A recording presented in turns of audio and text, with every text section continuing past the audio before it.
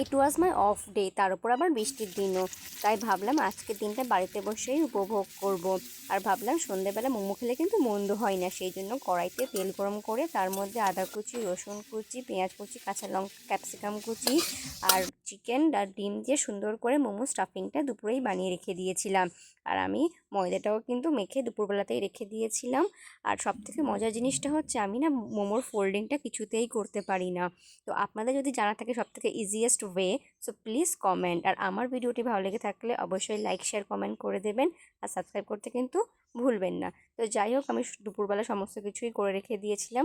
সন্ধেবেলায় জাস্ট আমি লেচিটা বেলে তার মধ্যে স্টাফিংটা দিয়ে আর স্টিম করে আমি সার্ভ করেছিলাম মোমো, আর সঙ্গে ছিল সিজুয়ান সস। আর খেতে না কিন্তু দারুণ হয়েছিল। আপনারা কে কে মোমো খেতে ভালোবাসেন আমাকে জানাতে কিন্তু ভুলবেন না।